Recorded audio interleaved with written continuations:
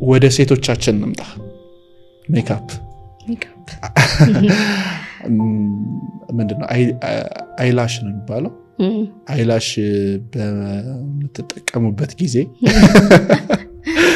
ምናልባት የሆነ ጊዜ ላይ ሰምቻለሁኝ በአይላሽ ምክንያት ነው እንደዚህ አይኔ የተጎዳው ምናምን ብለው ሰዎች ሲያወሩ፣ እንደገና ቅንድብ ይጨመራል አይደለ?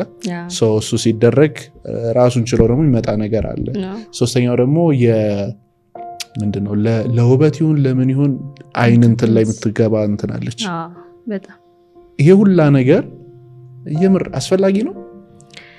እኔ ፐርሰናሊ አሁን በተለይ ይሄ አይን ላይ ከለር ለመቀየር ተብሎ የሚታዘዘው ኮንታክት ሌንስ እኔ ፐርሰናሊ አልደግፈው። ምክንያቱም አንድ ስህተት በዛች ሰዓት አንድ ስህተት አይን እይታን ሊያሳጣ ይችላል። ከሱ ልጀምርልህና ኮንታክት ሌንስ በራሱ በጣም ጥንቃቄ ይፈልጋል። እንግዲህ ለውበት ብለህ ነው ያረከው ያን ነገር ወይ ለእይታ ተቸግረህ አይደለም። እንግዲህ ለውበት ተብሎ ተደርጎ በደንብ ጥንቃቄ ሳታረግ ከተገኘክ እይታን ለማጣት ሁላ ያደርስ ይችላል። እኔ አላጋጠመኝም እስካሁን። ግን ደግሞ አሁን ነው ካየክ ቅርብ ጊዜ ነው ይሄ ነገር የመጣው እኛ ጋርና በውጭ ዓለም ግን አይተናል። ብዙ እንትን ሲያወሩት ሚዲያ ላይ በደንብ አይተናል። ኢፌክቱን አይተው ምንድነው አንደኛ አጠቃቀሙን በደንብ ማወቅ ሊያስፈልገናል። መቼ ነው ማረገው፣ መቼ ነው ማወልቀው፣ ምን ያህል ጊዜ ነው የሚደረገው የሚለውን ኢቭን ያመረተው በደንብ አፕሩቭድ ነው ወይ ያ ነገር አይን ላይ ችግር አያመጣም የሚለው። ምክንያቱም ዝም ብሎም የሚመረቱ አሉ ኳሊቲ ዋይዝም ማለት ነው። እሱን በደንብ ማወቅ ያስፈልጋል። አሁን ኮንታክት ሌንስ አድርገህ መተኛት በጭራሽ አይቻልም። ውሃ ጠብታ እንኳን ስትታጠብም ሊሆን ይችላል። ውሃ ጠብታ እንኳን ከገባ ለኢንፌክሽን ሊያጋልጥ ይችላል። ያንን ኢንፌክሽን ደግሞ ማከም በጣም ከባድ ነው። ብታክመውም ራሱ እይታ ላይ በጣም ለውጥ ያመጣል በእርግጠኝነት። ጠባሳ መፍጠር ብሌን ላይ ጠባሳ መፍጠር እድሉ በጣም ከፍተኛ ነው። አጠቃቀም አስተጣጠብ እጅህ በደንብ በንጽህና ሆነ ካልተጠቀምከው ራሱ በውሃ አይታጠብም። ኮንታክት ሌንስ የራሱ የሆነ ሶሉሽን አለው። በሱ ካልሆነ የምትጠቀመው አቀማመጡ ለስንት ጊዜ ነው ማረገው ብቻ በጣም ብዙ ስትሪክት ነው እና ያንን ሪስክ ወስደህ ለመዘነጥ እኔ አልመክርም። አሁን ባለንበት ጊዜ ደግሞ ሩጫ ስራ ምናምን ባለበት ይሄንን መከተሉ ከባድ ነው።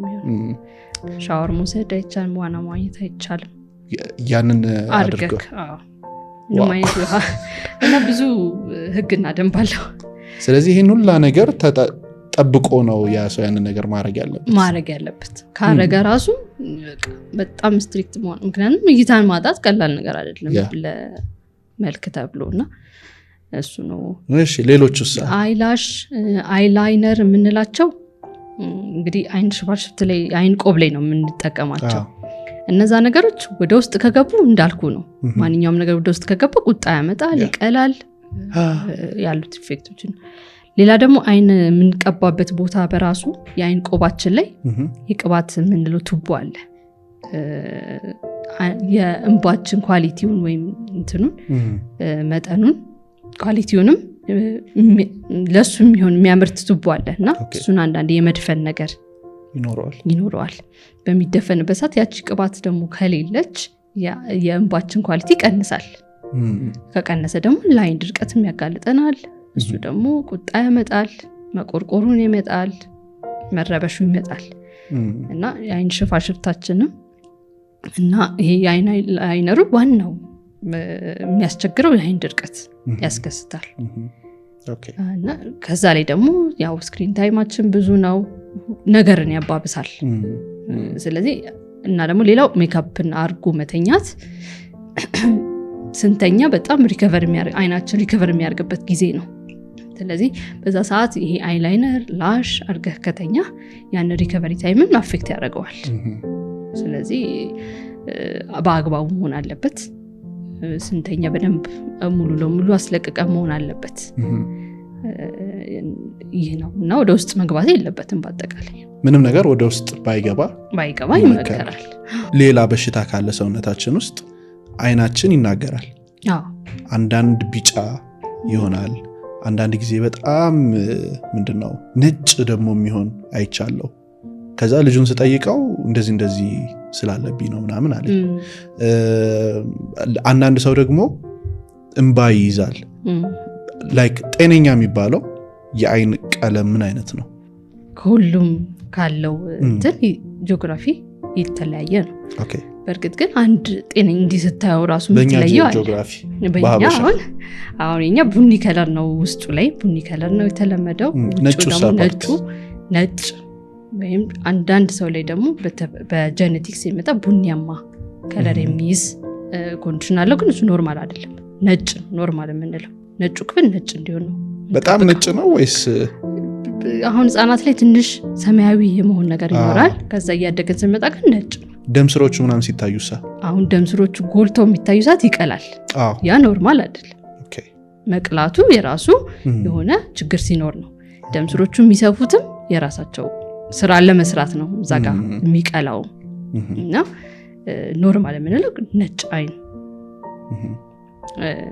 ነውና አሁን ለምሳሌ ቢጫ ሲኖር ምንድነው መንስኤው ምንድነው እንላለን።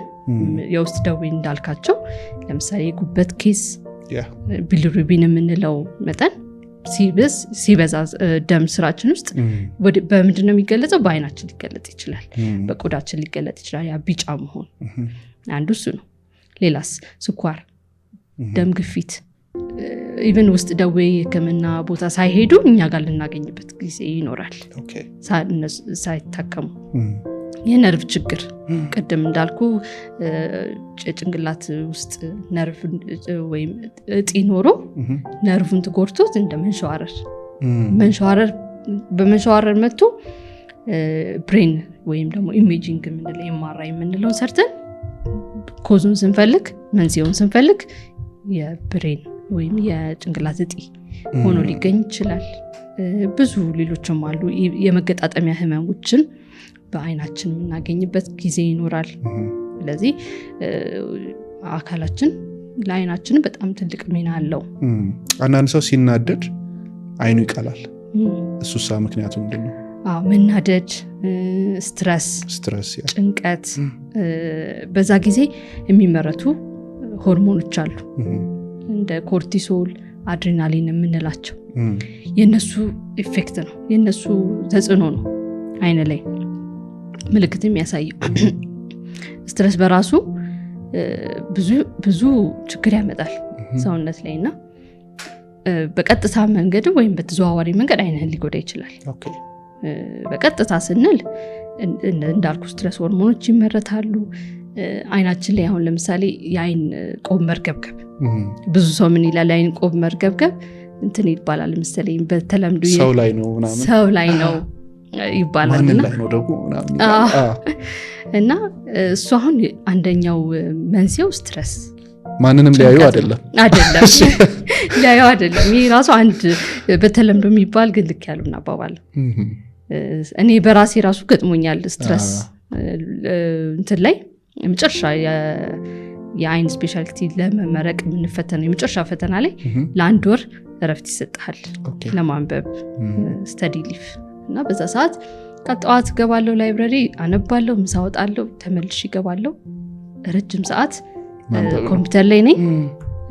ስትረሱ አለ፣ ድካሙ አለ።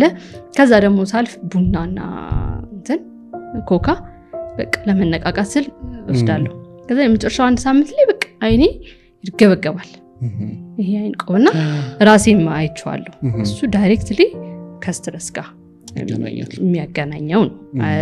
ሌላው ደግሞ ስትረስ እና እንደዚህ አንተ ያልከው መናደድ በራሱ በሰዓቱ የአይን ግፊትም እንለዋለን።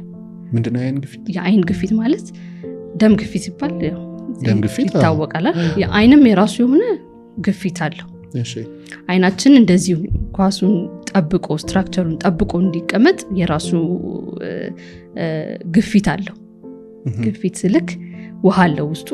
እሱ ውሃ ሰርኩሌት ያደርጋል። ያቺ ውሃ በተፈለገችበት ግፊት መጠን ካልሆነች ካነሰ ኮላፕስ ወይም የመሸማቀቅ ነገር ይኖራል። ከበዛ ደግሞ በጣም የመወጠርና ህመም የመፍጠር ከዛም አልፎ ግፊቱ በጣም ጨምሮ ነርቭን የመጉዳት ደረጃ ይደርሳል እና ያቺ ግፊት ኖርማል የምንላታለች። ከዛ ሲያልፍ አይን ግፊት ተከሰተ እንላለን። ሲያንስ ደግሞ አይን ግፊት አነሰም እንላለን እና ይህ በስትረስ በጣም በምንዙ ትንሽ ጊዜም ቢሆን አይን ግፊት የመጨመር ነገር አለ ያመጣል። እያወራን ያለ ነው ዘመናዊ ሕክምናውንና ሳይንሱ ላይ ያለውን ነው። ባህላዊ ሕክምና ደግሞ የሆነ ጊዜ አይቼ ነበረ አይን ላይ ምንድነው ምላሳቸውን ከተው ምናምን መጥረግ ይመከራል። ሄደው አስጠርገው ብዙ ጠጠር ምናምን እንደዚህ ይዘው ይመጣሉ። አይን ውስጥ የተከማቸ በምላስ ነው የሚጠረገው። በጣም ይሄ በጣም ከባድ ነገር ነው። አይን በጣም ፕሪሺየስ ነገር ይሄ በተለይ አይን ብሌን የምንለው ትንሽ ነገር ይበቃዋል። በተለይ የመጀመሪያው አይን ክፍል አሁን ከምራቅ የሚወጣ እኮ ብዙ ከምላሱ ከምራቅ የሚወጣ ብዙ አሲድ ነገሮች አለው። እሱ ራሱ ኬሚካል ኢንጁሪ ወይም የኬሚካል ኢፌክት ሁላ ሊኖረው ይችላል አይናችን ላይ እና አይናችን ውስጥ ምንም ነገር ባይገባ ነው የሚመከረው። ግን አሁን ያንን ያየሁትኝ በምን አጋጣሚ መሰለሽ የአይን መቆርቆር ውስጡ ነበረበት ሰውየው እና የሚሰራው ብየዳ ላይ ነው። ሲቆርጥ ምናምን የነዛ ትናንሽ ብረቶች ፍንጥርጣሪ ይገባል አይን ውስጥ እና በጣም ቁርቋሬው ሲያስቸግረው እስኪ እዚህ ቦታ ሂድ ምናምን ተብሎ ይሄዳል። ከዛ በቃ ሴትዮዋ ያ ነው ስራቸው፣ አይኑን ገለጥ አድርገው እና በጣም ብዙ ጠጠር ነው ሁላ ይወጣው ማለት ነው። እንደዚህ አይነት ሰዎች ወደ እዚህኛው ዘመናዊ ሕክምና ላይ ሲመጡ ምን አይነት ሕክምና ነው የሚሰጣቸው? አሁን ለምሳሌ አሁን ያልከው የመቆርቆር አሁን ብየዳ ላይ ያሉት ሰዎች በጣም ለብዙ አይን ሁኔታ ይጋለጣል። ብየዳ እንደገና የመንገድ ስራ ላይ አቧራ አሁን ምንድነው መጀመሪያ ያው በስሊት ላምፕ ወይም በማይክሮስኮፕ እኛ በምንጠቀመው እናያለን አይናቸው የቱ ጋር ነው ያለው፣ ያ ከውስጥ የገባው ነገር የት ነው ያለው የሚለውን እንደዚህ ልጅ ያለን አይን ገልብጠን እንደሱ ገልብጠን በደንብ ውስጡን እናያለን። እዚህ ስርም እናያለን፣ ከፊትም እንደዚህ የሚታየው ላይም እናያለን። አንዳንዴ ላታገኘው ትችላለህ፣ በማየት ውስጥ ሊሆን ይችላል። ያኔ ምንድነው ኢሪጌሽን ወይም ደግሞ በኖርማል ሳይን የምንለዋለ ወይም ግሉኮስ ነው ብዙ ሰው የሚያውቀው። በደም ስር የሚሰጠው ግሉኮስ አላል፣ እሱ ፈሳሽ ውሃውን በስሪንጅ በመርፌ በደንብ አድርገን ወሽ ማጠብ አይን ይታጠባል። ስለዚህ የምናጥብበት እኛ መንገድ ለዚህ የሆነ ምንም ሳይድ ኢፌክት የሌለው ምንም ጎንዮሽ ጉዳት የሌለው መንገድ አለ። የራሱ ውሃ አለ። ኢቭን ኖርማል ውሃ ራሱ ንጹህ ውሃ ካልሆነ አሁን ለምሳሌ በጣም አንዳንዴ ኬሚካል ኢንጁሪ ወይም ደግሞ እንትን ይገባባቸው ይችላል። አንዳንድ ሰዎች አሲድ ወይም በረኪና ጽዳት ላይ የሚሰሩ ሰዎች ያኔ አሁን እኛ ጋር እስከሚደርሱ ቀድሞ መታጠብ አለበት ያኔ። ምክንያቱም ከቤታቸው ሕክምና እስከሚደርሱ የሚፈጀው ጊዜ ታውቀዋለች። እዚህ ደግሞ በጣም በተለይ እስከዛ ምንም ሳይታጠብ ከቆየ አሲድ እና ቤዝ ያላቸው ነገሮች ከሆኑ በተለይ ቤዝ በጣም ሰርስሮ የመግባት አቅም አለው አይናችንና ለአይነ ስውርነቱን ላይ ያደርሳል። ስለዚህ ምንድነው የምንመክረው? ቶሎ ብለው ንጹህ ውሃ አይናቸው ውስጥ እንዲያፈሱ አይናቸውን በደንብ ገልጠው ውሃ በደንብ ለ30 ደቂቃ በደንብ አፍስሰው ከዛ ወደ ሕክምና እንዲመጡ። ሌላ ጠብታ ቅባት ምንም ነገር ማድረግ አይፈቀድም። እንዳልኩ ባለፈው ታካሚ እንደዚህ አይነት ነገር እንዳይኖር ቶሎ ብለው በውሃ በደንብ ንጹህ ውሃ በደንብ አፍስሰው ወደ ሕክምና እንዲመጡ ነው የሚመከረው።